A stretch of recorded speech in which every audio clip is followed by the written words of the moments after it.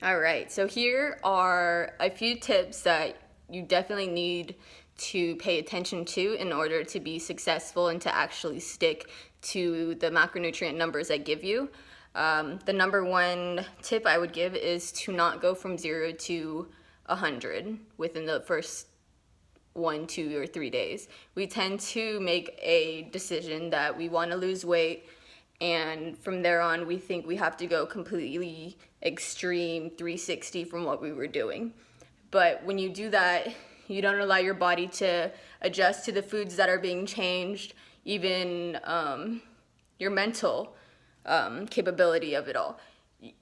You can't eat processed foods and not track your nutrition or look at nutrition labels for maybe 1, 2, 3, even maybe 10 plus years, and then randomly turn one day and say, hey, I'm cutting out everything I ever used to eat, all the bad food, I'm going healthy, I'm going to be healthy, I'm going to lose weight. It's not sustainable at all. And I know this 100% because you will stick to it for maybe 1, 2, 3, maybe you'll even get to 4 days. But at that point, you're going to start to feel really deprived.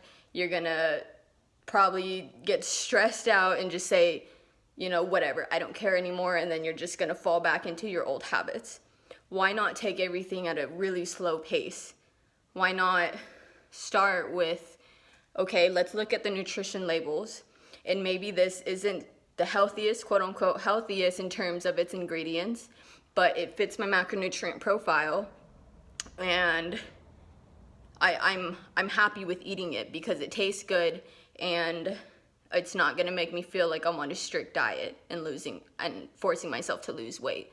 Instead, I'm gonna make a delicious meal that I actually enjoy, and the macronutrient profile is gonna be good, so it's actually gonna help me lose weight. And then gradually, you're gonna put in the roles of cutting out additives and chemicals and decreasing the amount of processed foods you eat and so forth.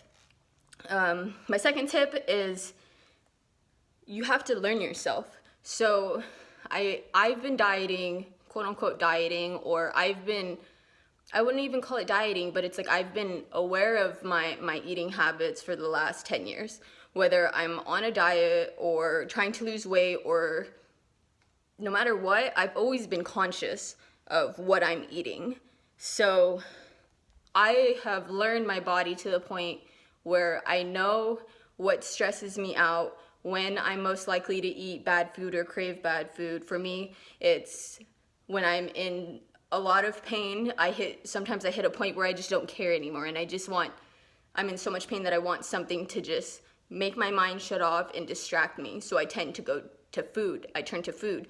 And that usually ends up happening at the end of the day after I've done a lot throughout the day, and then my body goes into a flare. Maybe you're the same. Maybe throughout the day you're okay because you're at work and you're distracted. Then you go home, maybe you have kids and it's stressful, or plan your eating around your own personal situations is my tip.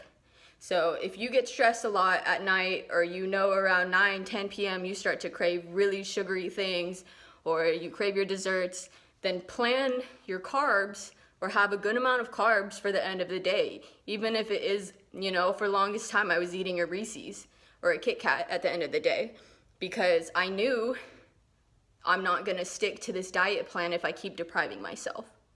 And that's the case for most people. If you deprive, you get to the point where you just snap and you go the opposite direction and everything goes out the window.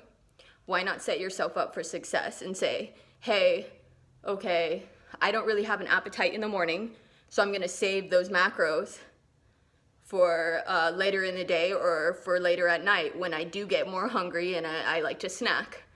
So set yourself up for success, and it's gonna be more sustainable, and you'll have better luck at actually sticking to your plan. Cheers, guys.